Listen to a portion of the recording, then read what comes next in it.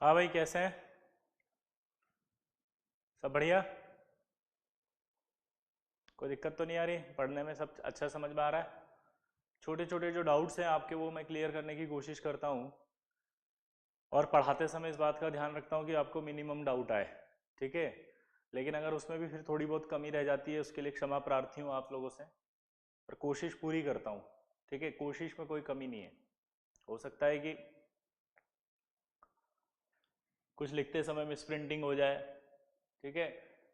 जैसे एक बच्चे ने कहा था कि यहाँ एन है, तो बेटा वो अपने आप अंडरस्टूड है कि सी और ओ है।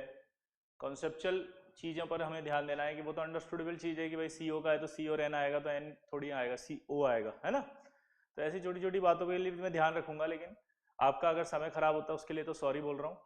और आप बस फोकस्ड होके पढ़ें, उस पर जो लिखाया गया है उसको ध्यान से पढ़ें। ठीक है।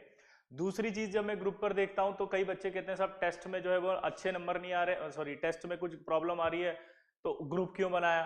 तो पहली चीज, वो एक टेक्निकल पार्ट है।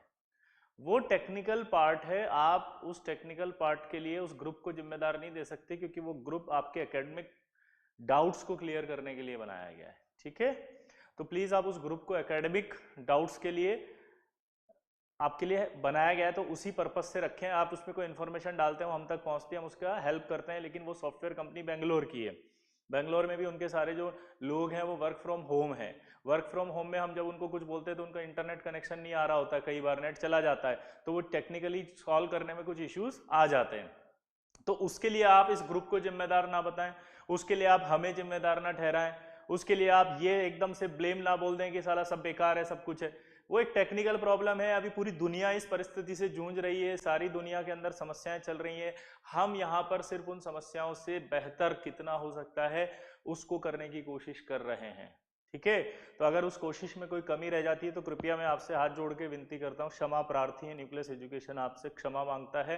परंतु वो जितना कर रहा है वो अपने दिल से कर रहा है, पूरी कोशिश कर रहा है, पूरी लगन से कर रहे हैं हम लोग आपके लिए। लेकिन आप जो एक लाइन ऐसा बोल देते हैं ना कि सब बेकार है, क्यों कर रखा है, क्या मतलब है, ये गलत है। टेक्निकल हमारे हाथ में कुछ नहीं है। हमारे हाथ में है आपके एकेडमिक्स का या सब कुछ सॉल्व करना, वो हम करते हैं। आपसे जब भी आप फ़ोन करते हैं हम आपसे बात करते हैं। आपसे अगर कॉल नहीं होती तो आपने देखा होगा, मैं पर्सनली जब भी मिस्ड कॉल देखता हूँ तो मैं वापस कॉल बैक भी करता हूँ आप सभी को। तो इस वीडियो के माध्यम से बस ये बताना चाहता हूँ कि अचानक से आप जो इतना फ्रस्ट्रेशन अपने अंदर ले आते हैं ना, वो फ्रस्ट्रेशन मत लाएं, उसको थोड़ा सा आप ऐसे लें कि ठीक है यार, ये चीज़ें होती है, होती रहेंगी। ऐसा तो है ही नहीं कि आपका वीडियो लेक्चर आपको अवेलेबल नहीं होता, फिर होता है। ऐसा तो है ही नहीं कि हम कोई प्रॉब्लम आपकी सॉल्व हो रही है तो उस समय नहीं होती, लेकिन हमेशा ही नहीं हो, थोड़ी देर बाद हो जाती है। तो इस तरह की एक भाषा अपने मन में रखें आप समझ रहे हैं क्या? कि हम वो प्रॉब्लम सॉल्व करेंगे। क्लियर? चलो, हम पढ़ रहे थे मॉलिक्यूलर ऑर्बिटल थ्योरी, और मॉलिक्यूलर ऑर्बिटल थ्योरी के अंदर हम बहुत इंपॉर्टेंट चीज पढ़ रहे थे जिसका नाम था सवाल। कुछ इंपॉर्टेंट सवाल के बारे में हम बात कर रहे थे। तो उन्हीं इंपॉर्टेंट सवाल के बारे में जब हम बात कर रहे थे तो आगे एक सवाल आता है आपका कि स्टेबिलिटी ऑफ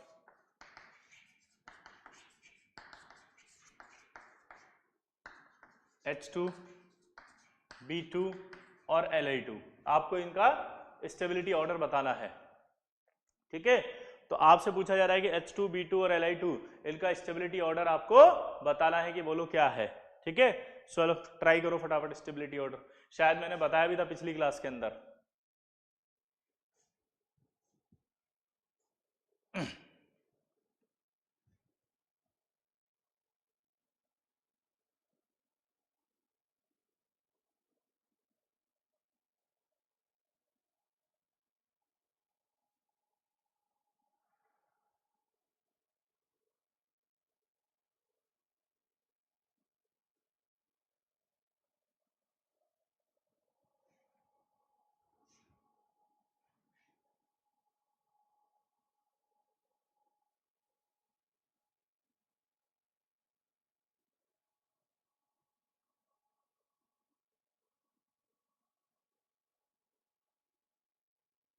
अब देखो, जब आपने इसका बाउंडर निकाला होगा तो सबका बाउंडर आया होगा 1, 1 और 1।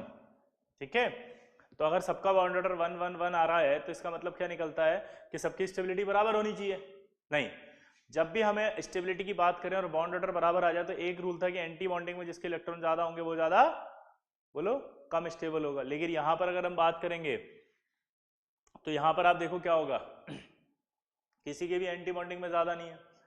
अब यहां पर कैसे करते हैं, जब इस तरह की सिचुएशन आती है तो आपको ये देखना है कि यहां पर सबसे छोटा साइज तो इसी का ही आएगा, H2 का।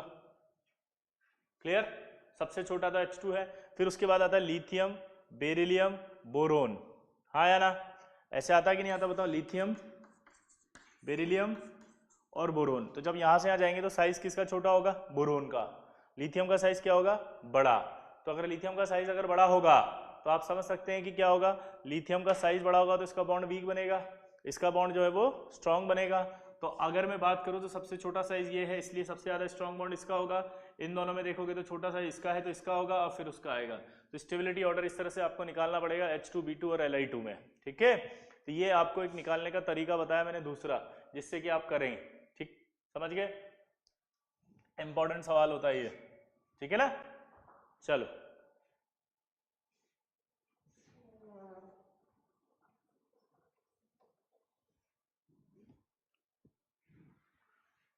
क्लियर। अब आगे देखो, अब F2, Cl2, Br2 और I2 की बात करें तो क्वेश्चन यह है कि halogens are colourful, explain why. ठीक है, तो हेलोजन्स की बात करें तो F2 क्या होता है, pale yellow, greenish yellow, reddish brown और वॉयलेट। ये इनके कलर होते हैं। आपसे बोल रहा है कि ये कलर क्यों आता है इनका, ये बताओ। तो जब हम हेलोजन की बात करें तो हेलोजन के अंदर 16 से ज्यादा इलेक्ट्रॉन्स हैं। हेलोजन में आपके कितने होते हैं, F2 की बात करें तो 18 इलेक्ट्रॉन्स होते हैं। 18 इलेक्ट्रॉन मतलब ऑक्सीजन से ज्यादा है, ऑक्सीजन से ज्यादा है तो ऐसा बनेगा। अब ऐसा बनेगा तो आप देखो कितने इलेक्ट्रॉन आएंगे इसमें, लास्ट में अगर मैं देखूंगा तो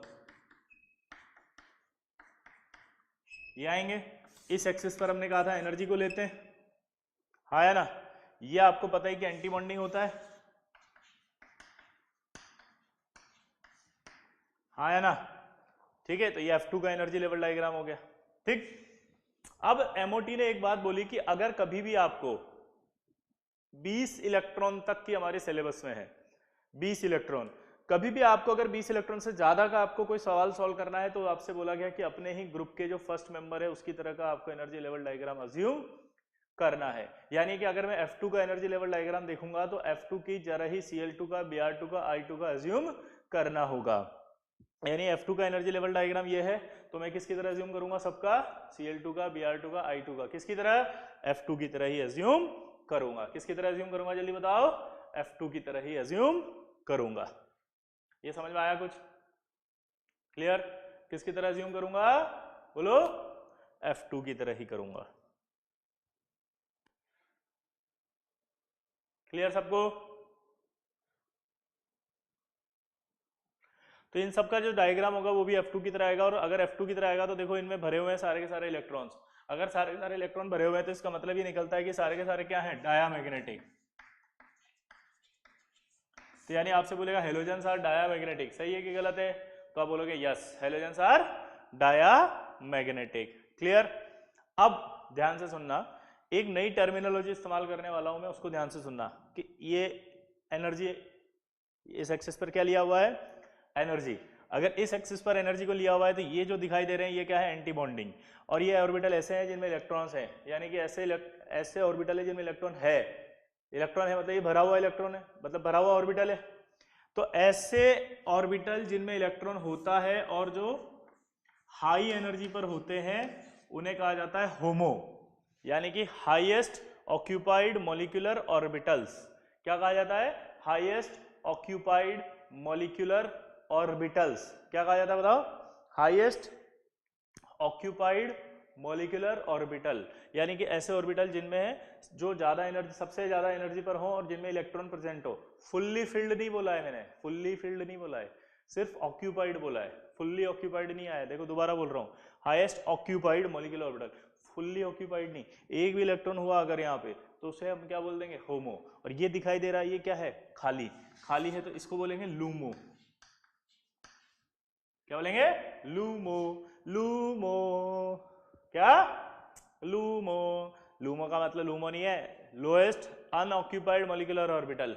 लूमो का मतलब क्या है, बोलो, लोएस्ट अनऑक्यूपाइड मॉलिक्यूलर ऑर्बिटल। क्या है जल्दी बताओ, लोएस्ट अनऑक्यूपाइड मॉलिक्यूलर ऑर्बिटल। क्या है जल्दी बताओ, lowest unoccupied molecular orbital.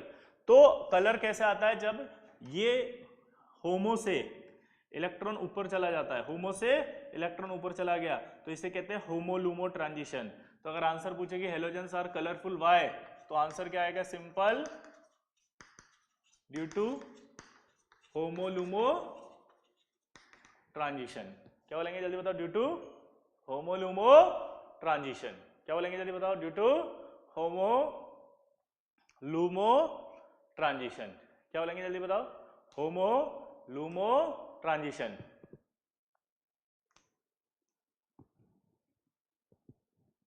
Simple सवाल है बस, halogens are colourful explain why, तो आप आंसर क्या दोगे, due to HOMO LUMO transition, due to HOMO LUMO transition, due to, बोलो, होमो लूमो ट्रांजिशन। ठीक, अब मैं आपको इसको थोड़ा और डिटेल में समझाने की कोशिश कर रहा हूं कि ये जो है, ये पेल येलो क्यों आया, रेडिश ब्राउन क्यों आया, वॉयलेट क्यों आया। ठीक है, ध्यान देना इसको। अब ये F2 का हो गया एनर्जी लेवल डायग्राम। अब मैं Cl2 का बना रहा हूं।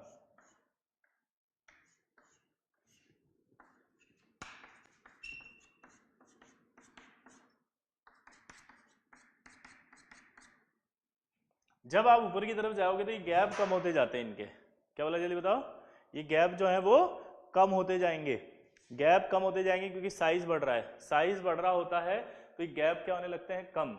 उसका एक रीजन बताता हूँ क्यों। देखो F2 जो होगा उसका साइज छोटा होगा, साइज छोटा होगा तो बॉन्ड स्ट्रॉन्ग बनेगा, बॉन्ड स्ट्रॉन्ग बनेगा तो क्या होगा, ये जो सिग्मा बॉन्ड होगा वो लोअर एनर्जी पर आएगा, ये लोअर पर आएगा तो ये उतना ही हायर पे जाएगा। तो इन दोनों के बीच का जो गैप होगा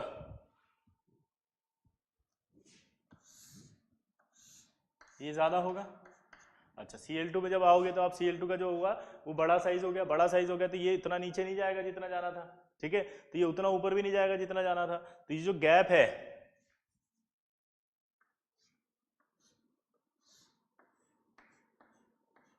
ये कम हो गया, यहां और कम हो जाएगा और यहां और कम हो जाएगा।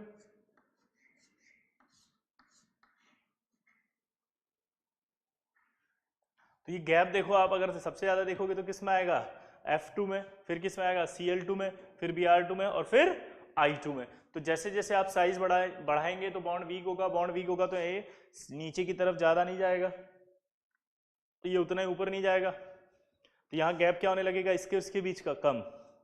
ये क्या होने, ये क्या था बताओ, एंटी बॉन्डिंग तो था, लेकिन इसका एक नाम मैंने क्या बताया था, होमो। इसका एक और नाम क्या बताया था, लूमो। तो आपको ऐसा नहीं लग रहा कि होमो और लूमो में जब ट्रांजिशन होता था इलेक्ट्रॉन का, होमो और लूमो में ट्रांजिशन होता था इलेक्ट्रॉन का, होमो और लूमो में ट्रांजिशन होता था इलेक्ट्रॉन का, तब जाकर के वो ऊपर नीचे होता था, आया ना क्या। ये देखो, यहां से यहां जाएगा तभी तो कलर आएगा, यहां से यहां जाएगा तभी तो कलर आएगा, यहां से यहां जाएगा तभी तो कलर आएगा, यहां से यहां तक कलर आएगा। तो इसका मतलब इलेक्ट्रॉन यहां से यहां जाएगा तो कुछ एनर्जी लेगा। ठीक है, अब हमें पता है कि एनर्जी वाला जो ऑर्डर होता है वो कैसे होता है, देखो यहां लिख दूं, VIBGYOR, यही आपका विजिबल रीजन में जो कलर है उसके लिए लिखते हैं। इस लेफ्ट से राइट अगर जाते हैं इसमें विब्जियोर कहते हैं इसको, VIBGYOR, लेफ्ट से राइट जाएंगे तो लैम्डा बढ़ेगा, लैम्डा अगर बढ़ता है तो एनर्जी घटती है और न्यू भी घटता है। ठीक है, अच्छा इसको अगर एक सर्कल में बना दिया जाए, तो ये VIBGYOR आएगा। विब्ज्योर कहते हैं इसको, क्या कहते हैं? विब्ज्योर। क्या कहते हैं? विब्ज्योर। यानी अगर कोई वॉयलेट इंडिगो को ऑब्जर्व करेगा तो कैसा दिखेगा? येलो। अगर कोई आपके रेड को ऑब्जर्व करेगा तो कैसा दिखेगा? ग्रीन। दोबारा बोलो। इस कलर से हमें ये पता चल रहा है कि ये एक दूसरे के कॉम्प्लीमेंट्री कलर हैं। इससे ये समझ में आएगा कि अगर कोई वॉयलेट इंडिगो को ऑब्जर्व करता है तो वो उसका कॉम्प्लीमेंट्री कलर येलो दिखाई देगा। अगर कोई ग्रीन को ऑब्जर्व कर रहा है तो कैसा दिखाई देगा? रेड। रेड को ऑब्जर्व कर रहा है तो कैसा दिखाई देगा? ग्रीन। वॉयलेट इंडिगो को ऑब्जर्व कर रहा है तो कैसा दिखाई देगा? येलो। येलो को ऑब्जर्व तो वॉयलेट इंडिगो। क्लियर? ये ब्लू को ऑब्जर्व कर रहा है तो कैसा दिखेगा? ऑरेंज। ऑरेंज को ऑब्जर्व कर रहा है तो कैसा दिखेगा? ब्लू। इसे कहते हैं कॉम्प्लीमेंट्री कलर। क्लियर हो गया यहाँ तक? पक्का? अब आप देखो सबसे ज्यादा, अगर आप यहाँ देखो तो एनर्जी गैप किसका ज्यादा है? इसका। अगर एनर्जी गैप सबसे ज्यादा है तो इसका मतलब ये सबसे कम वेवलेंथ लेगा, क्योंकि अगर एनर्जी ज्यादा होगी तो वेवलेंथ कम आएगी। सबसे कम वेवलेंथ कौन सी है यहाँ पर? वॉयलेट और इंडिगो। वॉयलेट इंडिगो को अगर वो एब्जॉर्ब कर रहा है तो कैसा दिखेगा? येलो। तो ये आपका येलो दिख रहा है, देखो।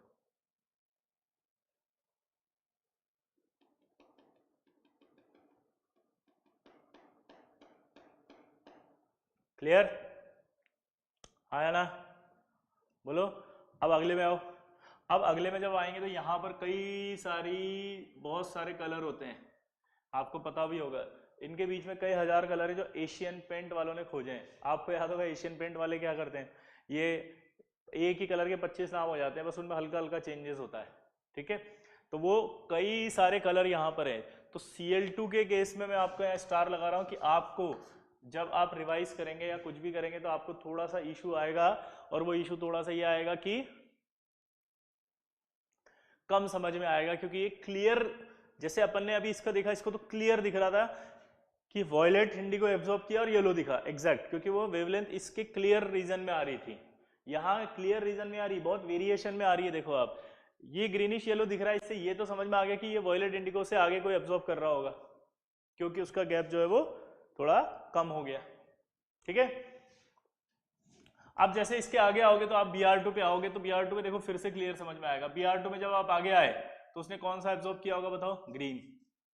ग्रीन एब्जॉर्ब किया होगा तो अपने आप ही समझ में आ रहा है कि ग्रीन एब्जॉर्ब करेगा तो कैसा दिखेगा? रेड। तो ये रेडिश दिख रहा है, देखो। ठीक है? अब उसके आगे आओगे तो अगला कौन सा आता है? येलो। I2 येलो वाला एब्जॉर्ब कर रहा होगा। येलो एब्जॉर्ब कर रहा होगा तो कैसा दिखाई देगा? वॉयलेट। तो येलो एब्जॉर्ब करेगा तो वॉयलेट आएगा। ये आपको कोई नहीं एक्सप्लेन कर सकता। मैंने फिर भी ट्राई किया आपको पूरा समझाने का, लेकिन अब उसमें आप कमी मत निकालना, क्योंकि Cl2 के केस में यहाँ पर 7 कलर के अलावा कई हजार कलर है, उनमें से कोई एक वेवलेंथ एब्जॉर्ब की जा रही है और उसका कॉम्प्लीमेंट्री दिख रहा है। तो वो कॉम्प्लीमेंट्री में यहाँ विब्ज्योर में नहीं दिखा पा रहा हूँ, इस वजह से आपको थोड़ा सा ऐसा लगेगा कि Cl2 समझ में कम आ रहा है। लेकिन यहाँ पर आपको अपनी मैच्योरिटी शो करनी है कि सर नहीं समझा सकते, क्योंकि यहाँ कई हजार कलर होंगे, उसमें से कौन सा अब्जॉर्ब हो रहा होगा और कौन सा दिखेगा वो यहाँ पर 7 कलर में दिखाना मुश्किल है, इस वजह से वो नहीं समझा पा रहे। लेकिन हमें समझ में आ रहा है कि इससे तो डिफरेंट कलर है। इतना तो समझा दिया ना कि यार इससे तो डिफरेंट ही है वो कलर। क्लियर? तो यह मैच्योरिटी रखनी है आपको थोड़ी सी, क्योंकि बाकी आपको क्लियरली कलर दिखाई दे रहे हैं। तो अब अगर एक सवाल पूछे कि जब हेलोजन का साइज बढ़ रहा है तो ये जो गैप है एनर्जी का वो कम हो रहा है कि बढ़ रहा है? बताओ, बोलो। ये उधर जाने पर क्या हो रहा है? कम। ये जो सवाल है ये सिर्फ अकेला मैं इतने सालों से करा रहा हूं, पता है? इतने साल हो गए मुझे पढ़ाते हुए, उतने सालों से ये सवाल मैं करा रहा हूं, अकेला कोई नहीं कराता था इस सवाल को। जेई ने 2015 के अंदर आके सवाल पूछा इसमें से, और जब ये पूछा तो किसी को भी नहीं आया। फिर नोट्स में से जब बच्चे अपने तो पढ़ के गए थे, उनको तो सब आता था, उन्होंने फट से फोड़ दिया, उनको तो कुछ पता ही नहीं चला कि क्या पूछा, उनको तो लगा आ गया। बाद में जब समझ में आया कि तो किसी को ही नहीं आ रही क्या पूछ लिया उसने। क्यों? क्योंकि 99.9% लोग सिर्फ इसका आंसर एक देते हैं, हेलोजन कलरफुल क्यों होती है, उसका आंसर देके छोड़ देते हैं बेटा होमो-लूमो ट्रांजिशन। बस इसके अलावा कोई कुछ नहीं पढ़ाता ये होमो-लूमो ट्रांजिशन। ठीक है? ये कलर क्यों आए ये कोई नहीं बताता, गैप कम क्यों है कोई नहीं बताता, कलर का कॉम्प्लीमेंट्री कैसे आए ये कोई नहीं पढ़ाता। और ये सवाल जेई ने पूछा, इसीलिए मैं बोलता हूं कि नोट्स के अंदर जो लिखा है ना वो किस साल में कब पूछेगा ये मुझे नहीं पता है, लेकिन ये गारंटी है कि नोट्स से बाहर कुछ नहीं आएगा। इतने आसानी से इनऑर्गेनिक नहीं बनाई है भैया, बहुत साल बहुत मेहनत लगी, बहुत ज्यादा वर्षों का गहन अध्ययन है, तब जाकर के नोट्स हुए। आप जब पढ़ते हो ना तो ये तो सारे छपे छपाए नोट जेरोक्स करा के पढ़ाते हैं सब। पढ़ाने से पहले, क्लास में आने से पहले मेरे नोट जेरोक्स होते हैं, और जेरोक्स होकर उसको से याद कर लेते हैं, और याद करने के बाद वो डिलीवर होता है सब। बात समझ रहे हो आप? और आपके कोई भाई रिश्तेदार अगल बगल पड़ोस में कोई रहता हो जो 10 साल पहले पढ़ा हो, 15 साल, उसके नोट्स उठा के देख लेना और आज के नोट्स उठा के देख लेना, सेम एक्सप्लेनेशन मिलेंगे।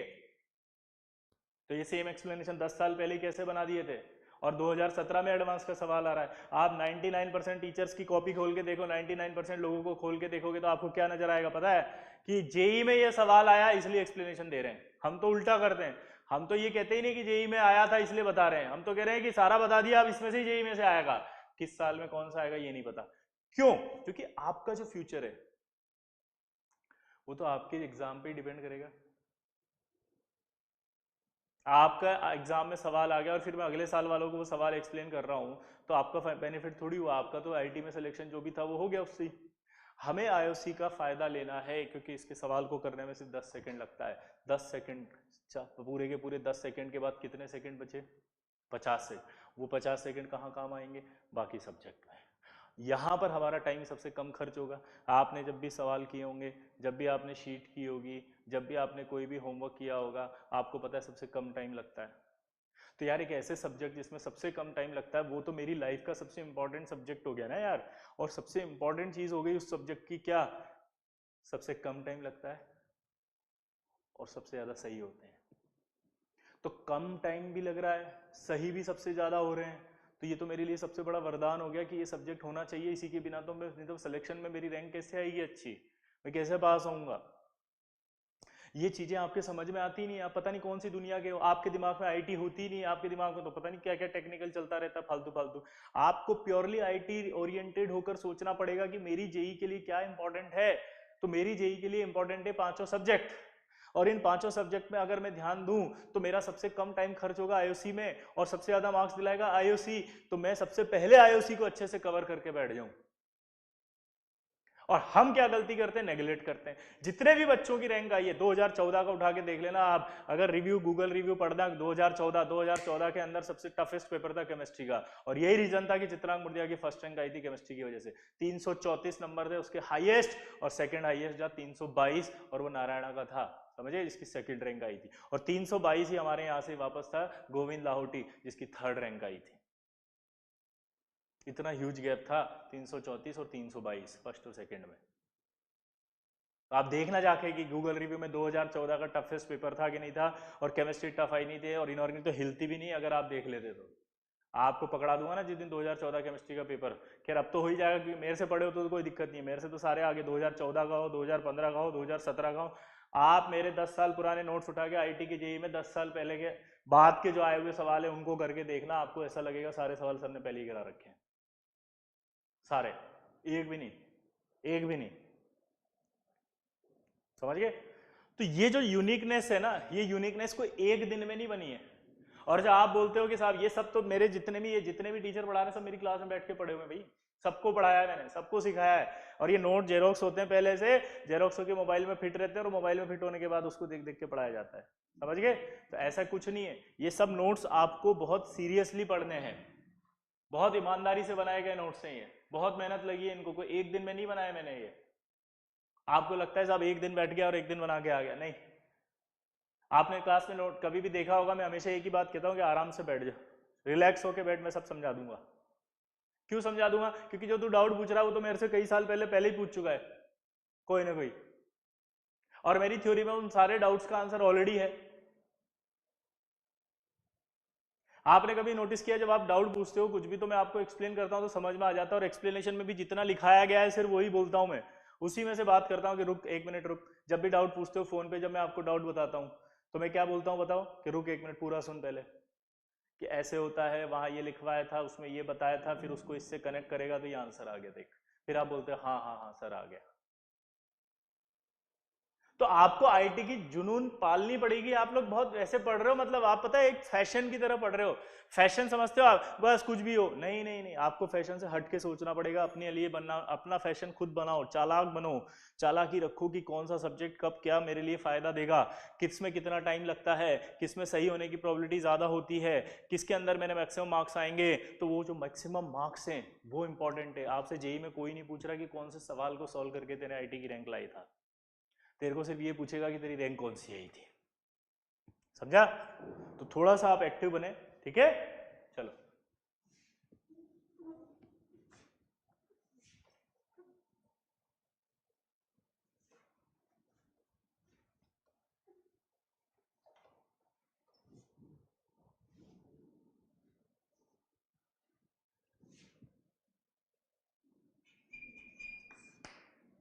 अब एक क्वेश्चन पूछा था देखो वापस, ठीक है। अब एक क्वेश्चन क्या पूछेगा वो आपसे कि जैसे मान लीजिए Cn minus N2 CO NO plus. अब आपसे बोलेगा कि इनके सबके बॉन्ड ऑर्डर निकाल के बताओ तुरंत। अब आपसे क्या कहा उसने, इन सबके बॉन्ड ऑर्डर निकाल के बताओ तुरंत, 1 मिनट में गारंटी के साथ बताओ। आप बोलोगे सर मजाक मत करो, 4 डायग्राम है, पहले नंबर ऑफ इलेक्ट्रॉन काउंट करने दो कि किसकी तरह बनेगा ये। तो जब आप इनको किसकी तरह बनेगा काउंट करोगे तो आप देखोगे कि कितने इलेक्ट्रॉन इसमें 14, इसमें कितने हैं 14, इसमें कितने हैं 14, इसमें कितने हैं 14, तब जाकर के आपको पता लगेगा कि नाइट्रोजन की तरह बनेगा, ठीक है। तो यहां से मैं आपका की पॉइंट निकाल रहा हूं, एक जरा ध्यान देना मेरी तरफ। आपको एक लाइन बोली थी कि अगर कभी भी हेट्रो हेट्रो यानी दो अलग अलग एटम से मिलकर बना हुआ, अगर आपको बोला था कि अगर हेट्रो के अंदर एनर्जी लेवल डायग्राम बनाए, हेट्रो में अगर एनर्जी लेवल डायग्राम बनाए तो वो किसकी तरह बनता है, होमो की तरह अज्यूम करके। किस लिए बनता है, बॉन्ड ऑर्डर और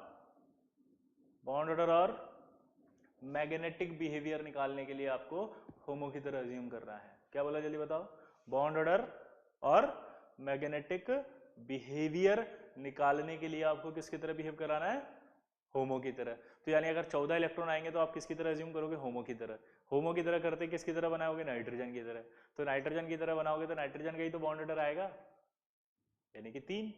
तो इन सबका बॉन्ड ऑर्डर 3 आ गया फिक्स।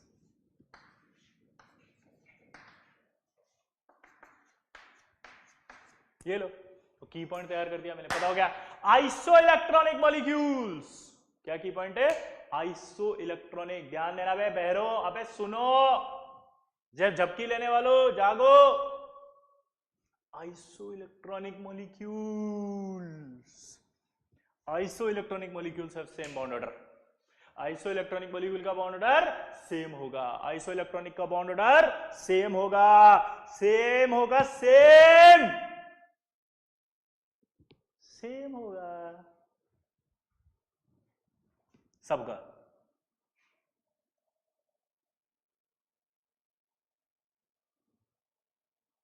यही आईडिया है। अब आपको कभी भी कोई भी मॉलिक्यूल दे दिया जाए तो आपका आंसर तुरंत आइसो इलेक्ट्रॉनिक मॉलिक्यूल देख के आ जाए, ठीक है। चलो देख के बताओ फटाफट क्या आएगा। अब अगर मैं बात करता हूं यहां पर O2 N2 माइनस, ठीक है, NO माइनस, इनका बॉन्ड ऑर्डर बताओ। O2 में कितने इलेक्ट्रॉन है, 16, इसमें कितने हैं 14 और एक 15 और एक 16, इसमें कितने हैं 15 और एक 16, बॉन्ड ऑर्डर 2 2 2। ये लो, कितना आसान है बताओ, खटाखट आ गया नहीं आ गया, आया ना, बोलो, सिंपल है। तो आइसो इलेक्ट्रॉनिक मॉलिक्यूल्स है सेम बॉन्ड ऑर्डर। चलो NO O2 प्लस और N2 माइनस। अब NO में कितने इलेक्ट्रॉन थे 15, मैंने आपको बताया था 15, NO का बॉन्ड ऑर्डर 2.5 होता है, इसमें कितने हुए 15 2.5, इसमें कितने हुए 15 2.5, ठीक है। तो ये जो की पॉइंट है ये हमेशा लगेगा, सिर्फ एक जगह आप फंस सकते हो, तो मैं आपको क्लियर बता दूं कि इन दोनों का भी सेम आया था अगर याद हो तो, और इन दोनों का भी सेम आया था याद हो तो, याद है, इसका आया था 2.5, इसका आया था 2। आप इसको ऐसे याद रखना कि N2 माइनस में आपके कितने इलेक्ट्रॉन हो गए बताओ, कहां गया वो N2 माइनस, ये रहा, नाइट्रोजन 15 होता है तो 2.5 आता है। अब इतना याद रखना कि N2 माइनस का जो था वही N2 प्लस का था, बस इतना सा ध्यान रखने की जरूरत पड़ेगी कि N2 माइनस का जो था वही N2 प्लस का था, और आइसो इलेक्ट्रॉनिक वाला कॉन्सेप्ट यहाँ नहीं लग रहा इस पे, ठीक है। यहां देख के बताओ N2 माइनस में कितने इलेक्ट्रॉन हो गए 16, 16 होता है तो 2 होता है, और जो N2 माइनस 2 का था वही N2 प्लस 2 का था। क्लियर आया ना, तो ये आपको ध्यान रखना है, बाकी आप आसानी से कर लोगे। अब आपसे एक सवाल पूछेगा तो आप नोट करके क्या लिखोगे बताओ, isoelectronic molecules have same bond order, key point, isoelectronic molecules have same bond order, isoelectronic molecules have same bond order, isoelectronic molecules have same bond order.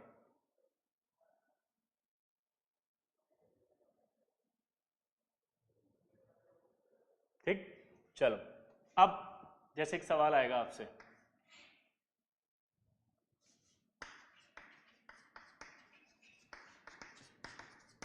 Compare O bond length, ठीक है, इन O2, H2O2 और O3, ठीक है। अब आप फंस गए। तो मैं आपको यहां बता दूं कि यहां पर एटम देखो कितने हो गए 4, यहां कितने हो गए 3, यहां कितने हो गए 2। तो आपके दिमाग में हमेशा बॉन्ड लेंथ निकालने का एक तरीका बैठ गया कि यार एमओटी से निकाल देंगे, लेकिन आप एमओटी भूल गए कि डाई एटॉमिक के लिए सिर्फ, एमओटी किसके लिए, सिर्फ डाई एटॉमिक के लिए। ये क्या है टेट्रा, ये क्या है ट्राई, तो यह एमओटी नहीं लगेगी, वीबीटी से करेंगे। तो एमओटी से मुझे ये तो पता है इसका बॉन्ड ऑर्डर तो 2 आ गया, लेकिन इसका स्ट्रक्चर देखो क्या था 1, तो यानी इसका बॉन्ड ऑर्डर कितना आएगा 1। ये स्ट्रक्चर हमने पढ़ी थी H2O2 की। ओजोन 3 एटम है, तो ओजोन का भी वीबीटी से स्ट्रक्चर आएगा। अगर याद हो तो ऐसा आता था, यहाँ कोऑर्डिनेट होता था, और ये कोऑर्डिनेट अगर हटा दें तो यहाँ माइनस आएगा, यहाँ प्लस आएगा, और अगर ऐसा करेंगे तो रेजोनेंस हो जाएगा, ये रेजोनेंस हो गया। और अगर रेजोनेंस हो गया तो इसका ओवरऑल रेजोनेटिंग स्ट्रक्चर ये आएगा।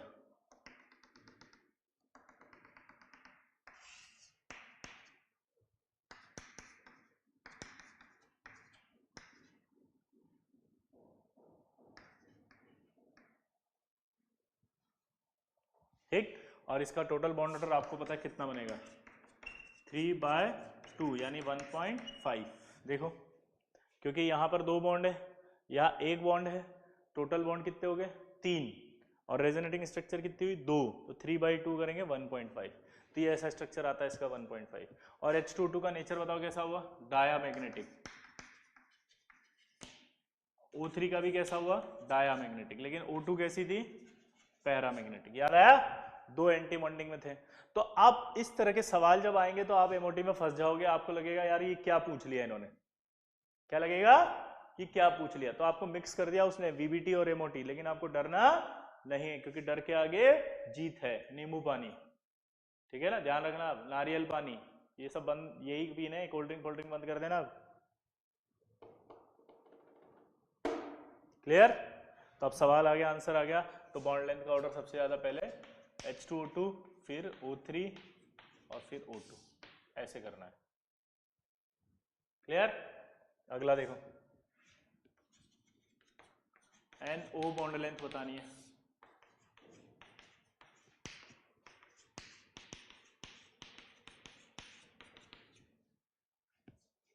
बताओ इनमें,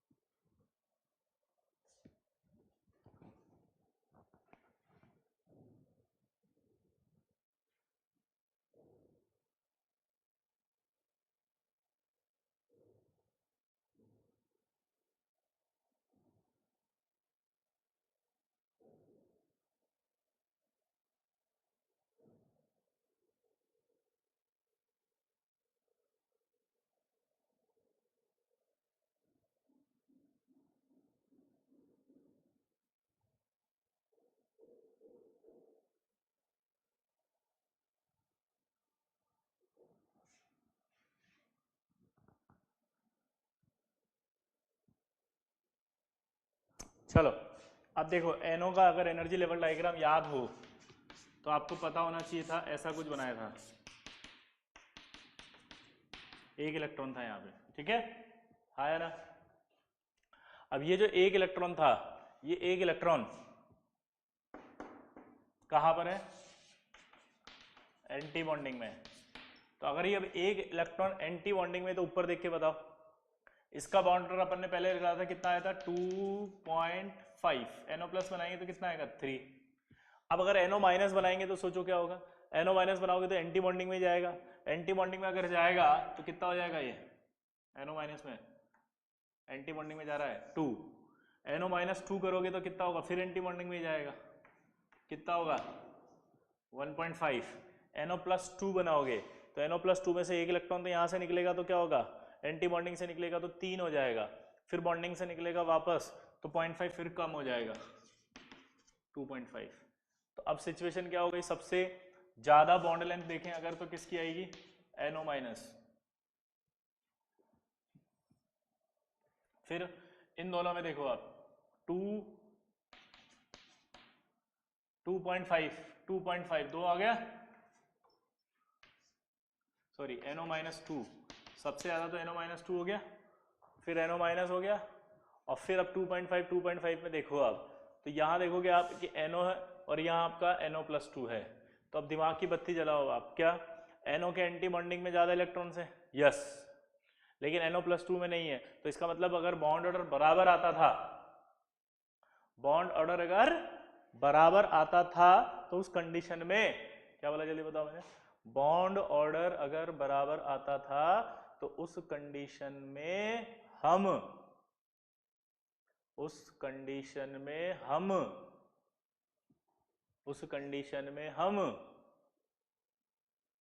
उसका बॉन्ड ऑर्डर, उसका लेंथ ज्यादा बोलते हैं जिसके एंटी बॉन्डिंग में ज्यादा होता है, तो ये ज्यादा आएगा, फिर NO2, फिर लास्ट में कौन जाएगा, जिसका बॉन्ड ऑर्डर सबसे ज्यादा है। क्लियर? तो ये एक्चुअल रीजन है।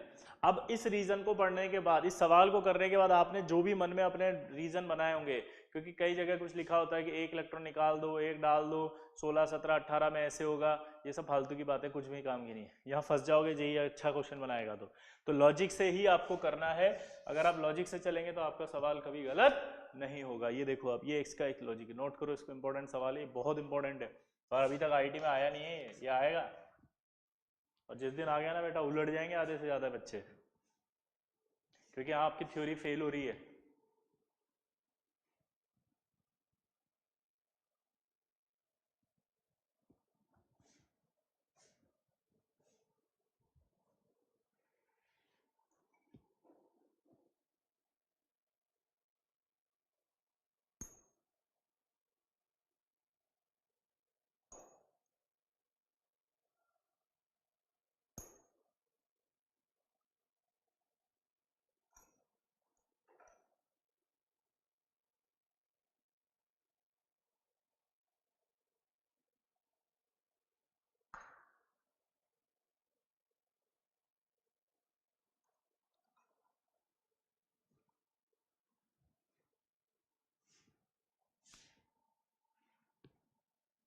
हो गया?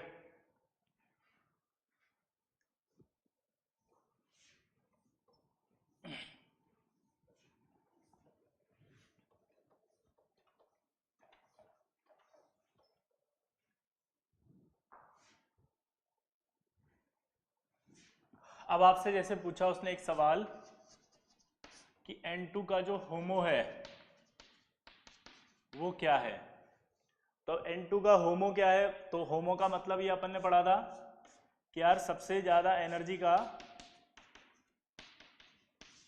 भरा हुआ ऑर्बिटल इस एक्सिस पर, होमो का मतलब था हाईएस्ट ऑक्यूपाइड मॉलिक्यूलर ऑर्बिटल।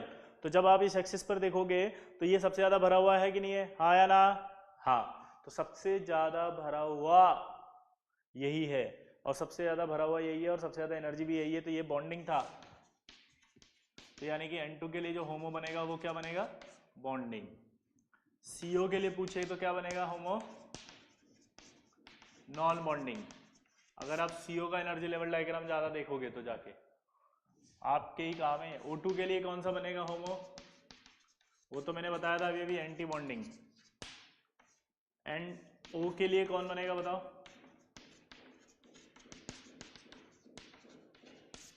वो भी क्या बनेगा, एंटी बॉन्डिंग, क्योंकि NO में भी लास्ट इलेक्ट्रॉन एंटी बॉन्डिंग में ही था। फिर से बोल रहा हूं, NO में डाउट आएगा, हाईएस्ट ऑक्यूपाइड बोला है, ऑक्यूपाइड मतलब भरा हुआ, भरा हुआ, फुल्ली फुल्ड नहीं बोला है मैंने, ठीक है। तो ये आपके होमो कौन बनेगा किसका, ये भी बता दोगे आप, ठीक है। तो इस तरह के सवाल आएंगे तो कर लेंगे।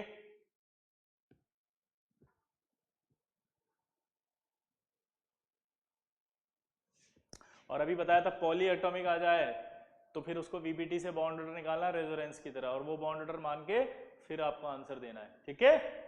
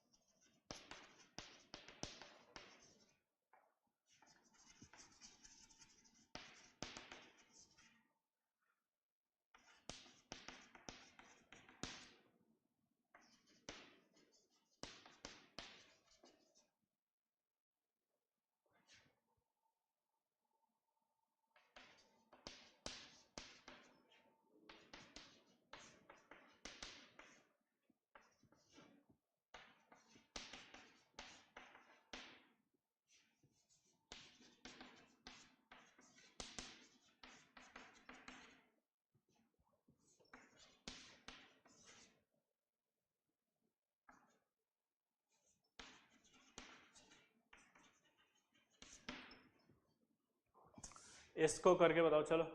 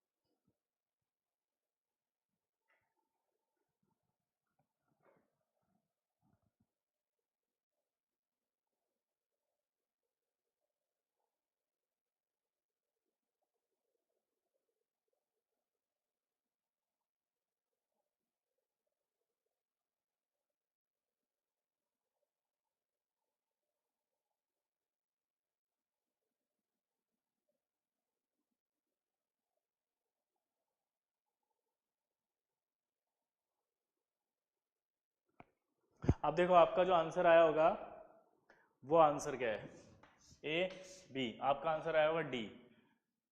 ये वाला ऑप्शन गलत है, ये दोनों आंसर सही है। अगर कभी भी एमओटी में बॉन्ड ऑर्डर से रिलेटेड सवाल पूछे तो आप ये ऑप्शन भी दे सकते हो और ये ऑप्शन भी दे सकते हो। क्या वाला दोबारा बताओ मैंने? आप ये ऑप्शन भी दे सकते हो और ये ऑप्शन भी दे सकते हो। अब ये ऐसा क्यों, तो उसका रीजन सुनो। जब आप O2 को बनाते हैं तो आपको पता होगा ऐसा कुछ बनाया था अपन ने,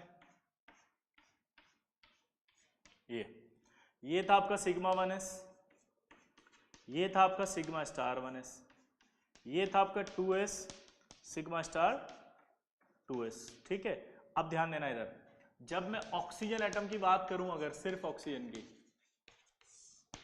तो मुझे बताओ इसका वैलेंस शेल कौन सा है।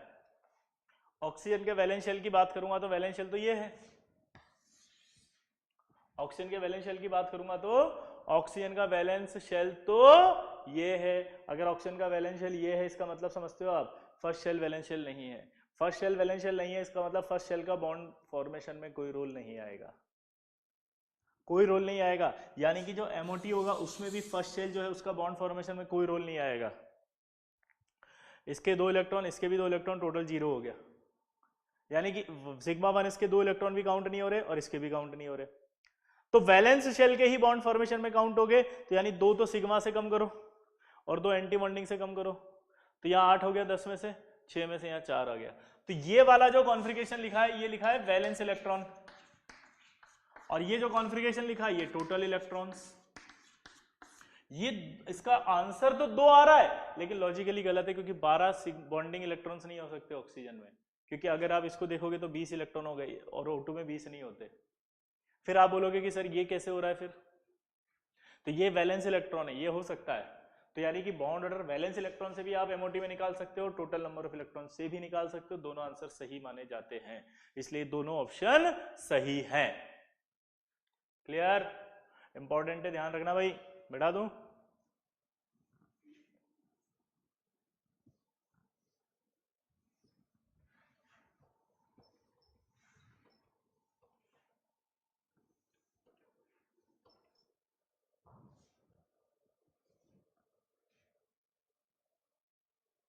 अब आपका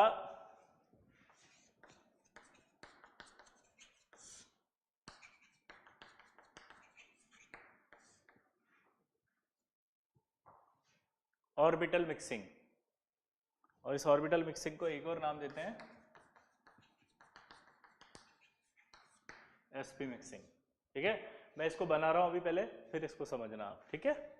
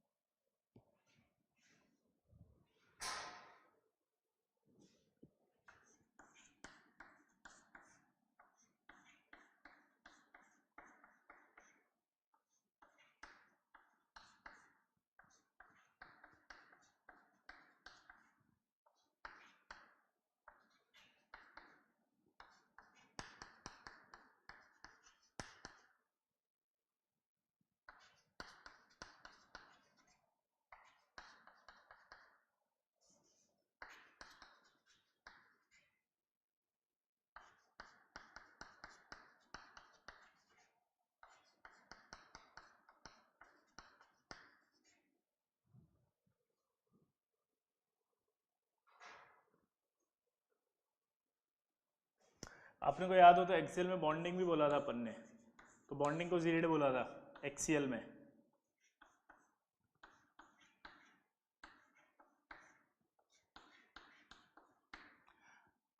एक्सीएल की बात कर रहा हूं, लेकिन जब पाई वाली बात आई थी तो याद है Ag2, Ag2 याद आया? Ag2 यानी कि Ag यानी एंटी बॉन्डिंग, G मतलब जीरेड, तो जो बॉन्डिंग वाला होगा वो क्या होगा? पाई अनजीरेड। ये क्या होगा? पाई जी। ये ऐसे भी लिख सकते हैं इसको। ठीक है, ये एनर्जी लेवल डायग्राम ऐसा नहीं लग रहा O2 का है, और ये मैंने क्या क्या लिखा है ये समझ में आ गया होगा। बॉन्डिंग वाले को जीरेड भी बोलते थे तो सिग्मा जी, बॉन्डिंग के एंटी बॉन्डिंग वाले को सिग्मा वाले को, एक्सीएल वाले के एंटी बॉन्डिंग को हम अनजीरेड बोलते थे, अनजीरेड। यहाँ जीरेड अनजीरेड, जीरेड अनजीरेड, लेकिन एंटी बॉन्डिंग वाला जो था उस एंटी बॉन्डिंग वाले में जो सॉरी पाई वाला जो था, पाई वाले के बॉन्डिंग को हम क्या बोलते थे? अनजीरेड, और पाई वाले के एंटी बॉन्डिंग को क्या बोलते थे? जीरेड। तो ये जो है ऑक्सीजन वाला लिखा, पहले ये एक ही एनर्जी लेवल डायग्राम मतलब पता था। क्या बोला बताओ मैंने? पहले ये एक ही एनर्जी लेवल डायग्राम पता था, इसके अलावा हमें कुछ नहीं पता था। सारे आंसर इसी से निकालने की कोशिश की जा रही थी। जब हाइड्रोजन को भरो तो इसमें भरोगे आप, देखो 2 हाइड्रोजन का बॉन्ड ऑर्डर बनाया, प्रॉपर्टी सेम। हाइड्रोजन के बाद आपके क्या होना था? हीलियम। हीलियम को जब इसमें भरा तो हीलियम एग्जिस्ट नहीं कर रहा था, बिल्कुल सही आया। ठीक है, फिर आया कौन? लिथियम, 2 2 4 2 6, तब भी वही आया आंसर, बॉन्ड ऑर्डर 1। बेरिलियम की बात आई तो 2 2 4 2 6 2 8, बेरिलियम का भी बॉन्ड ऑर्डर 0 आया, तो एग्जिस्ट नहीं कर रहा था। तो यहाँ तक की सारी बातें हैं कि एग्जिस्ट ही नहीं कर रहे थे। बेरिलियम के बाद आया बोरोन, बोरोन को इसमें भरा तो 2 2 4 2 6 2 8 2 10 11 और 1 12, सॉरी 10, 2 2 4 2 6 2 8 2 10। जब बोरोन को इसमें भरा तो बोरोन को इसमें भरने पर आप देखो नेचर कैसा दिख रहा है उसका? डायामैग्नेटिक। लेकिन बोरोन को जब हमने मैग्नेटिक फील्ड में रखा तो मैग्नेटिक फील्ड में रखने के बाद, जब हमने बोरोन को मैग्नेटिक फील्ड में रखा तो हमें लगा डायामैग्नेटिक है, यानी मैग्नेटिक लाइंस को अट्रैक्ट नहीं करेगा। जैसे इसको रखा उसने मैग्नेटिक लाइंस को अट्रैक्ट कर लिया, मैग्नेटिक लाइंस को अट्रैक्ट कर लिया, तो मैग्नेटिक लाइंस को अट्रैक्ट करते ही हमारे दिमाग में ख्याल आ गया कि यार ये प्रॉपर्टी इस मॉलिक्यूलर ऑर्बिटल से एक्सप्लेन नहीं हो रही है। B2 की प्रॉपर्टी एक्सप्लेन नहीं हो रही, यानी कि B2 का एनर्जी लेवल डायग्राम ये नहीं हो सकता, क्योंकि जब तक B2 की प्रॉपर्टी को एक्सप्लेन नहीं करेगा ये फिर ये साबित हो गया कि ये गलत है, ये गलत है। क्यों? क्योंकि वो एक्चुअली में डाया होता है और इस एनर्जी लेवल डायग्राम से पैरा आ रहा है। N2 की बात करी, N2 को भरा इसमें तो 2 4 6 8 10 11 12 13 14, जब इसमें भरा तो देखो इसके पाई ऑर्बिटल जो हैं वो हाई एनर्जी पर है, ऊपर की तरफ है, ठीक है। तो अगर इसके पाई ऑर्बिटल हाई एनर्जी पर है तो जो N2 में पाई बॉन्ड होंगे वो ऐसे ऑर्बिटल से बने होंगे जो हाई एनर्जी पर हैं, और अगर ऐसे ऑर्बिटल से बने जो हाई एनर्जी पर है तो उसे तोड़ना मुश्किल है। ऐसे बोलो, ऐसे बोलो, ऑर्बिटल से बनाया जहाँ पाई बॉन्ड वीक होना चाहिए, और N2 के जो 3 बॉन्ड है उसमें से जो पाई बॉन्ड है वो जल्दी टूटने चाहिए, लेकिन N2 तो इनर्ट होता है रिएक्शंस के लिए, बहुत आसानी से बॉन्ड टूटते ही नहीं है इसके। इसको बॉन्ड को तोड़ने के लिए बहुत ज़्यादा एनर्जी चाहिए, तो इसका मतलब इसके पाई बॉन्ड स्ट्रांग है, टूट नहीं रहे। अगर स्ट्रांग है तो वो हाई एनर्जी पर नहीं हो सकते, इसका मतलब ये एनर्जी लेवल डायग्राम भी गलत हो गया।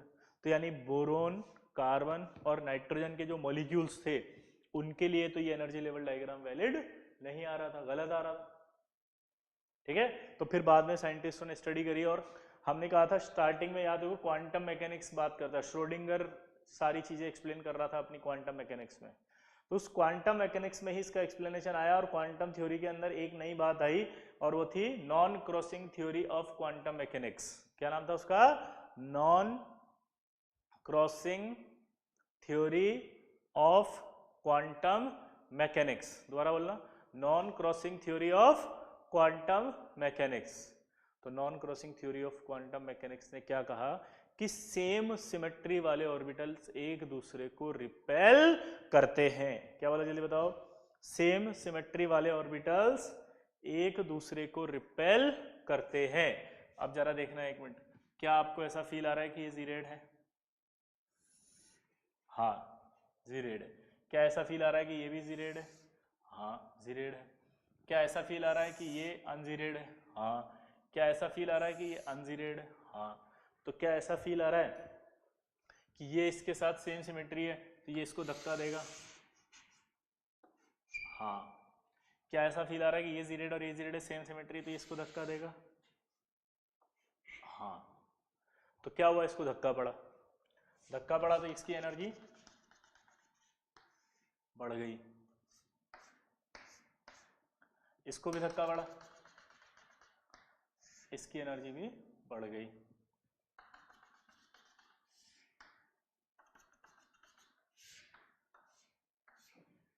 ये एनर्जी लेवल डायग्राम आया, और ये एनर्जी लेवल डायग्राम किसके लिए वैलिड होगा? B2, C2 और N2 के लिए, यानी कि 14 और 14 से कम के लिए। अब देखो जरा इसमें B2 की प्रॉपर्टी भरो, तो इसमें 2 2 4 2 6 2 8 2 9 और 1 10, कैसा दिख रहा है? पैरामैग्नेटिक। कैसा दिख रहा है? पैरा। C2 को देखो तो 2 4 6 8 9 10 11 12, C2 कैसा दिख रहा था? डायामैग्नेटिक। ठीक है। अब N2 की बारी है तो 2 4 6 8 9 13 14, और ये पाई नीचे आ गए, पाई और बॉन्ड नीचे आ गए, तो पाई के ऑर्बिटल नीचे है, लो एनर्जी पर है, लो एनर्जी पर है तो बॉन्ड स्ट्रांग होगा, तोड़ने के लिए एनर्जी ज़्यादा खर्च होगी, इसलिए नाइट्रोजन इनर्ट होता है बॉन्डिंग के लिए, रिएक्शंस के लिए। नाइट्रोजन कैसा होता है? इनर्ट। कैसा? इनर्ट। ये समझ में आया? ठीक। तो ये एनर्जी लेवल डायग्राम दूसरा वाला बन गया, इसलिए ये N2 B2 C2 में ऊपर आ जाता है सिग्मा बॉन्डिंग। क्लियर? अब एक नया डाउट, अब चुपचाप बैठ जाना, अब डाउट्स बता रहा हूँ क्या क्या आएंगे जब आप इसको पढ़ोगे तो, और अगर नहीं आ रहे डाउट पढ़ने के बाद तो आपको ये डाउट आने चाहिए। सुनना जरा। पहला, ये जो सिग्मा यू है ये इसको क्यों नहीं रिपल कर रहा? ये भी सेम है देखो, ठीक। और ये सिग्मा जी इसको क्यों नहीं रिपल कर रहा? सेम है ये तो, ठीक। तो अब ध्यान सुनना, अगर आप ध्यान से देखो तो ये फर्स्ट शेल है, फर्स्ट शेल, फर्स्ट शेल, देखो ध्यान से, मैंने ऐसे रखा हुआ है इसको, ये कौन सा शेल है? First shell. और अगर ये फर्स्ट शेल है, ये कौन से शेल है? देखो सेकंड शेल। तो सेकंड शेल वाले जो होंगे वो पास पास होंगे तो उन्हीं में रिपल्शन आएगा। सेकंड शेल वाले होंगे तो वो पास पास होंगे, और अगर वो पास पास होंगे तो उन्हीं में रिपल्शन आएगा, इसलिए फर्स्ट शेल वाला इन सेकंड शेल वालों को रिपल नहीं कर पाएगा। यहां तक समझ में आ गया? पहला डाउट क्लियर हुआ कि ये रिपल नहीं कर सकते। क्लियर? यही रिपल करेंगे आपस में। क्लियर हो गया सबको? क्योंकि ये सब सेकंड शेल के हैं। सेकंड शेल के होंगे तो पास होंगे, रिपल्शन आ सकता है, ये नहीं कर सकते।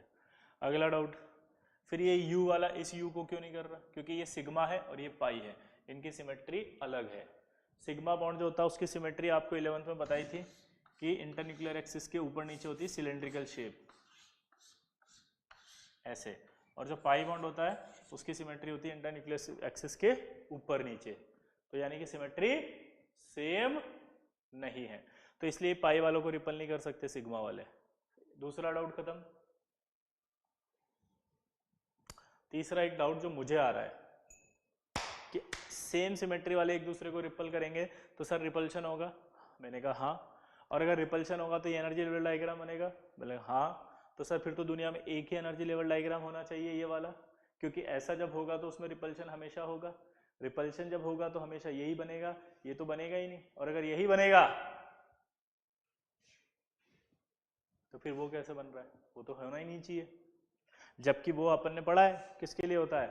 16 या 16 से ज्यादा वालों के लिए, यानी O2 और F2 के लिए होता है, पढ़ा भी अपन ने। तो एक और डाउट आ गया, ये कैसे हो सकता है फिर? ये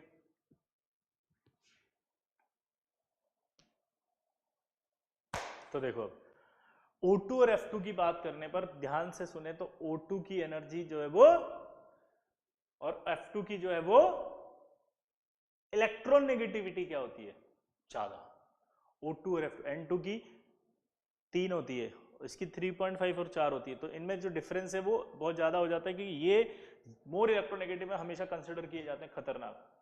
ठीक है ना? नाइट्रोजन बहुत धीरे धीरे बॉर्डर लाइन पर आ जाता है, इसलिए सबसे ज्यादा इलेक्ट्रोनेगेटिव याद करो आप क्या बोलते हैं? फ्लोरीन है, और फिर सेकंड नंबर का कौन है? ऑक्सीजन। तो ये दोनों मोर इलेक्ट्रोनेगेटिव है। मोर इलेक्ट्रोनेगेटिव होने की वजह से वो क्या करता है, जो न्यूक्लियस होता है ना, ये न्यूक्लियस अपने s ऑर्बिटल को अपने पास खींच के रखता है। अपने पास खींच के रखेगा तो p से इसका जो गैप है वो बढ़ जाएगा। समझ रहे बात को? तो अगर ये जो है वो s अपने पास खींच लेगा तो s को अपनी ओर खींचने से जो गैप है वो बढ़ जाता है, और अगर गैप बढ़ गया तो गैप बढ़ने पर रिपल्शन जो है वो नहीं होंगे। अब गैप अगर बढ़ गया तो रिपल्शन नहीं हो पाएंगे। रिपल्शन अगर नहीं हो पाएंगे तो जल्दी बोलो, ये देखो P से बना हुआ है ये, और ये S से बना हुआ है, ये S वाला इस P को रिपल कर रहा है। अगर मोर इलेक्ट्रोनेगेटिव होगा तो वो क्या करेगा? इस S को अपने पास खींच लेगा। पास खींच लेगा तो ये जो P था इससे इसका गैप बढ़ जाएगा। गैप बढ़ गया तो वो रिपल नहीं कर पाएगा, इसलिए यहां रिपल्शन नहीं होता O2 और F2 में। लेकिन जब आप बोरोन, कार्बन, नाइट्रोजन में जाओगे तो क्या होगा? S को वो ज्यादा खींच नहीं सकता, क्योंकि इलेक्ट्रोनेगेटिविटी क्या है उनकी? कम, तो वो पास में ही होगा। पास में होगा तो इसको रिपल करेगा, रिपल करेगा तो जाएगा। रिपल कर रहा है, पास है, इसलिए मिक्सिंग भी बोलते हैं इसको। S और P पास है, इसलिए क्या होते हैं? आपस में एक दूसरे में मिक्स बोलते हैं उसको, कि S के पास P है, P के पास S है, तो इसको ही बोला जाता है मिक्सिंग, और इसी को बोला जाता है SP मिक्सिंग। और ये जो डायग्राम है वही ऑर्बिटल डायग्राम को बोला जाता है SP मिक्सिंग ऑर्बिटल डायग्राम। क्या बोला जाता है बताओ? SP mixing orbital diagram. क्या बोला जाता है जल्दी बताओ? SP mixing orbital diagram. क्या बोला जाता है जल्दी बताओ? SP mixing orbital diagram.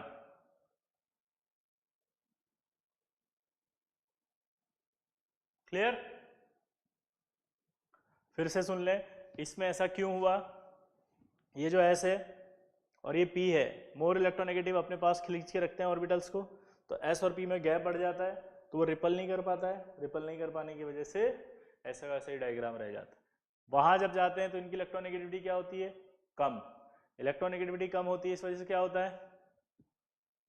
ये कम है, इस वजह से क्या होता है कि उनमें इलेक्ट्रोनेगेटिविटी कम होने की वजह से पास होते हैं, ये पास होती है, रिपल्शन आता है। रिपल्शन आता है तो एनर्जी लेवल डायग्राम ये बनता है। और एक खास बात हो, ये पास है इसीलिए मिक्सिंग बोला जाता है इसको, S और P मिक्स हो गए। ठीक है? तो SP मिक्सिंग डायग्राम ये वाला होता है, और ये विदाउट SP मिक्सिंग है। तो अब सवाल पूछेगा वो आपसे एक नया नया कि अगर B2 में sp मिक्सिंग कंसिडर ना की जाए तो उसका नेचर क्या होगा। मतलब समझो ये मिक्सिंग कंसिडर नहीं कर रहा, वो मना कर रहा है कि ये मिक्सिंग नहीं हो रही है उसमें। ठीक है, क्या बोला उसने, ये मिक्सिंग नहीं हो रही। इसका मतलब समझे आप कौन सा ऑर्बिटल डायग्राम है, ये वाला आपको इसमें भरना है। जब आप इसमें भरोगे तो क्या होगा, 2 2 4 2 6 2 8 2 10 11 10, तो आप बोलोगे डायामैग्नेटिक। सवाल को ढंग से पढ़ना, अगर कुछ नहीं लिखा तो ये डायग्राम है और इसी से आंसर देने हैं। लेकिन सवाल लिखा कि sp mixing is not considered, तो फिर इसमें भर के देखना है आपको। C2 में भरो,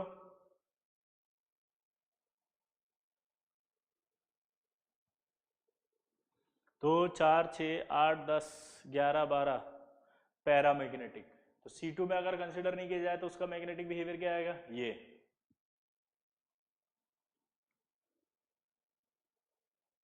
क्लियर आया ना। तो इस तरह के सवाल आएंगे तो समझ जाएंगे sp mixing is not consider और sp मिक्सिंग इज कंसिडर्ड। ठीक है, और कुछ नहीं दे तो B2C2 के लिए ये लगता है और ये O2F2 के लिए लगता है। ठीक, तो ये मिक्सिंग ऑफ ऑर्बिटल्स हो गई। ठीक, नोट कर लो इसको, 2 मिनट दे रहा हूं।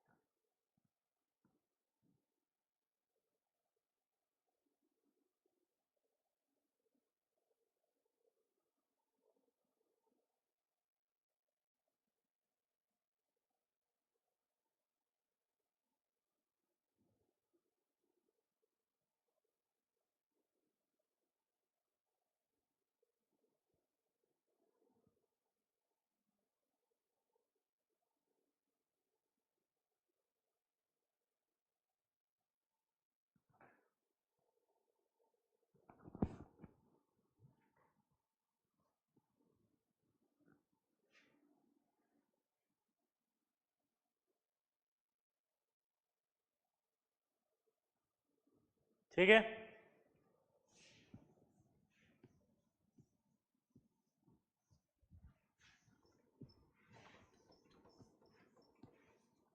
अब हमने बात की थी एक बार बॉन्ड ऑर्डर की।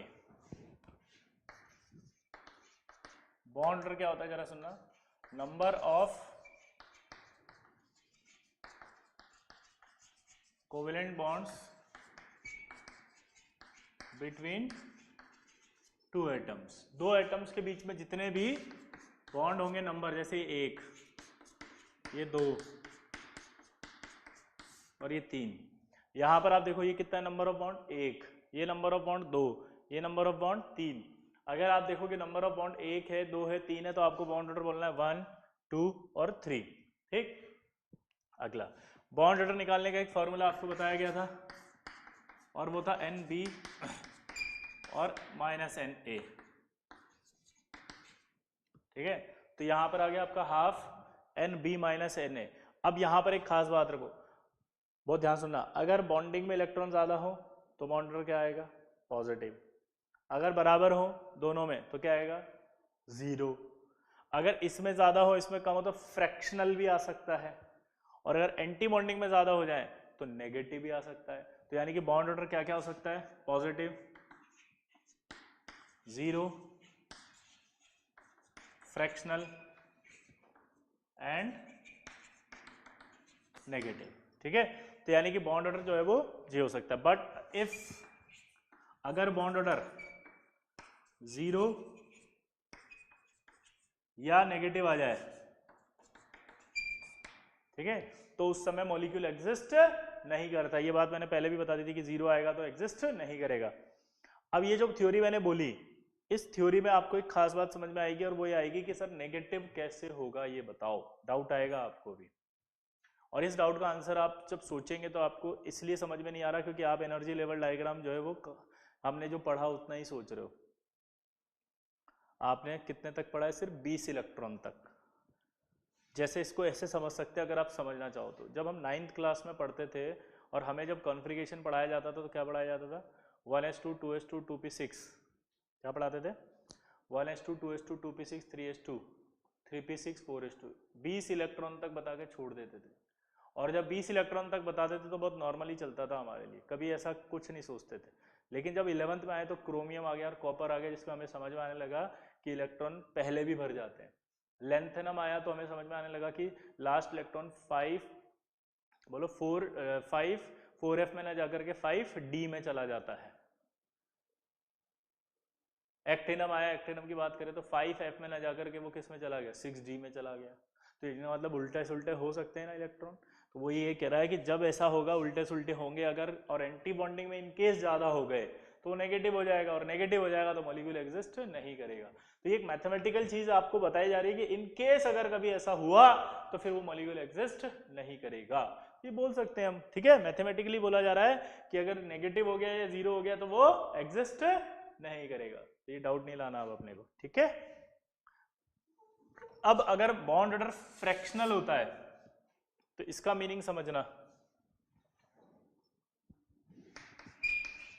जैसे NO का बॉन्ड ऑर्डर होता है 2.5, ये फ्रैक्शनल बॉन्ड ऑर्डर है।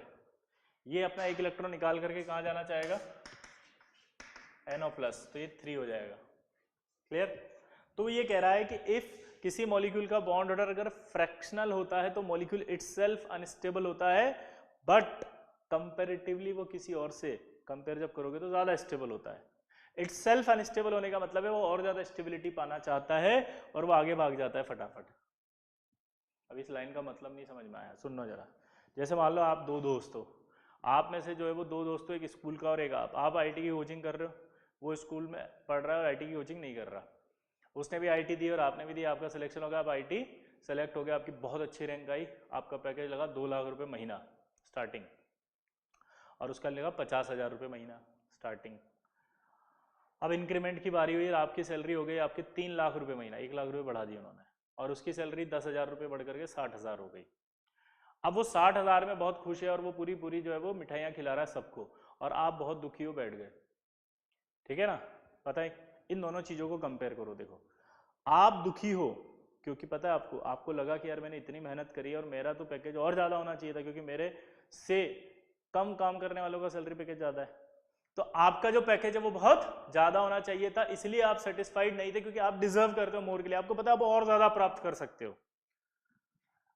दूसरे वाला जो था वो बेचारे के 60,000 हो गया, वो खुश था क्योंकि कंपनी में सबसे ज़्यादा इसका इंक्रीमेंट हुआ था और उसे पता है कंपनी इससे ज़्यादा कर भी नहीं सकती क्योंकि कंपनी की हालत ही ऐसी है, इसलिए वो बहुत खुश था, ठीक है।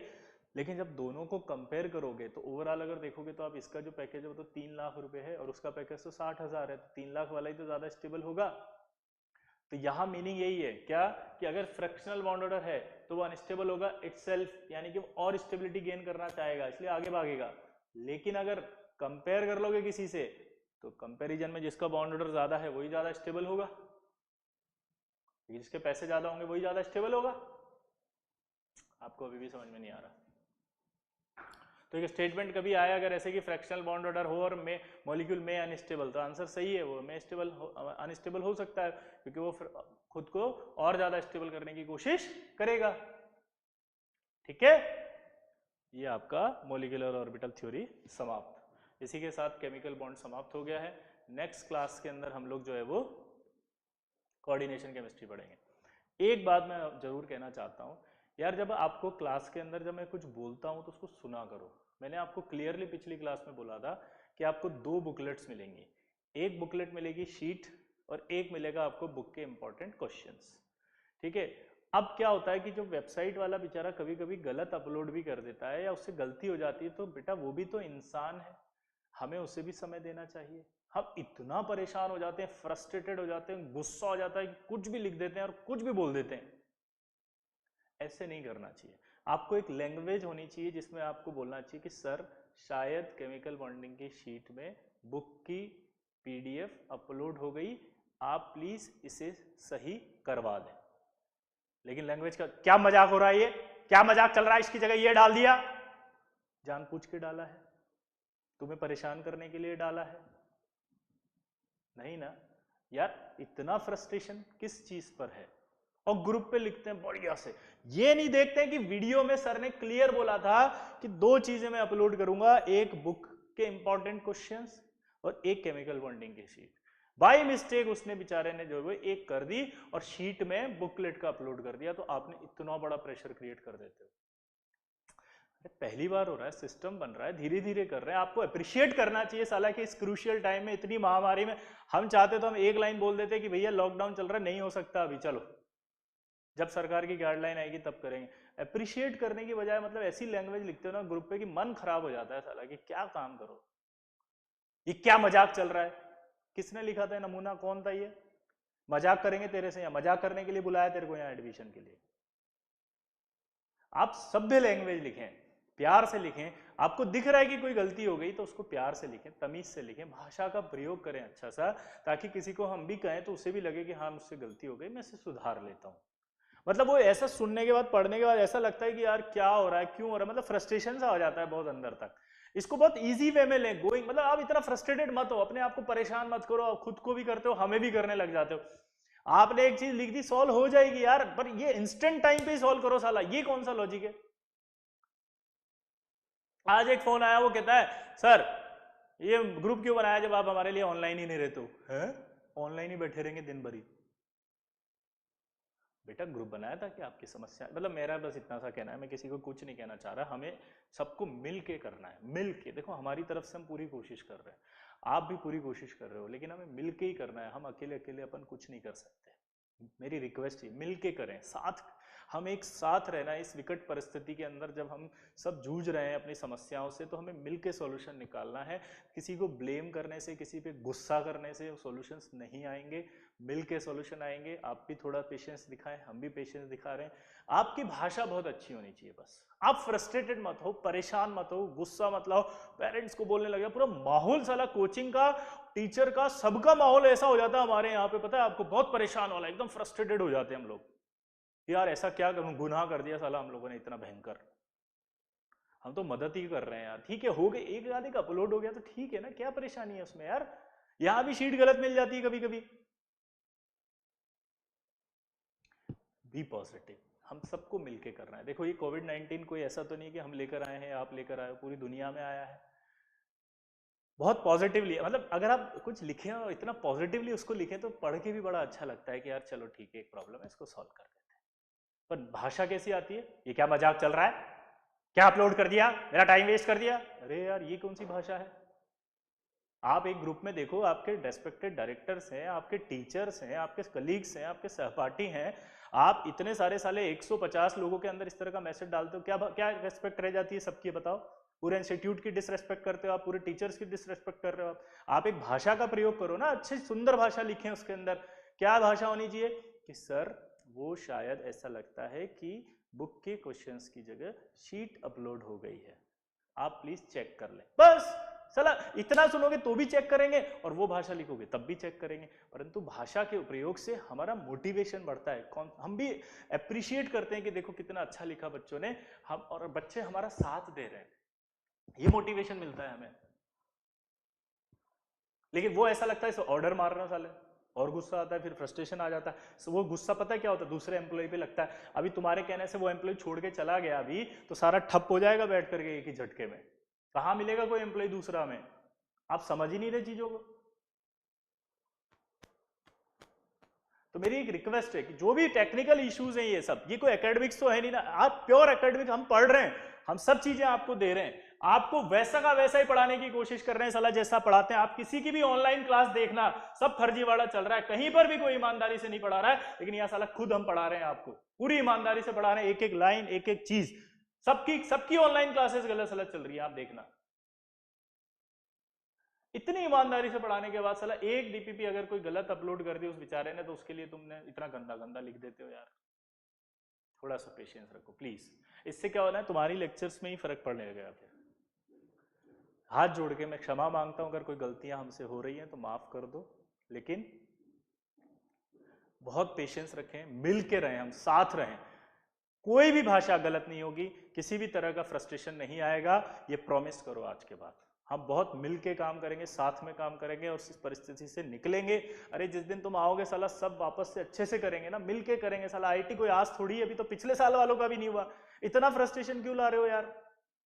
बहुत छोटी छोटी चीजें ये तो, ठीक है। तो मैं आशा करता हूं कि अब हम आज से कोई नेगेटिव बात नहीं करेंगे, कोई दिमाग में फ्रस्ट्रेशन नहीं आएगा, कोई इरिटेशन नहीं होगा, पॉजिटिवली चीजों को प्रेजेंट करेंगे, खुश रहेंगे और अपने सारा फोकस पढ़ाई पर करेंगे। और कभी कोई चीज होती है ऐसी टेक्निकल, तो उसको हम साइड में रख के ये सोचेंगे ठीक है हो जाएगा, सर को एक पॉजिटिव मैसेज डाल देते हैं बस, ठीक है, दैट्स इट, बस हो गई सोल्व प्रॉब्लम। आप भी खुश, हम भी खुश, सामने वाला एम्प्लॉय भी खुश बेचारा कि ठीक है सर ने पॉजिटिव बोला है। समझ रहे हो? तो सब पॉजिटिव रहेंगे तो हम इस परेशानी से निकलेंगे। ठीक, तो नेक्स्ट क्लास में हम चालू करेंगे कोऑर्डिनेशन केमिस्ट्री। ठीक है, चलिए, बेस्ट ऑफ लक।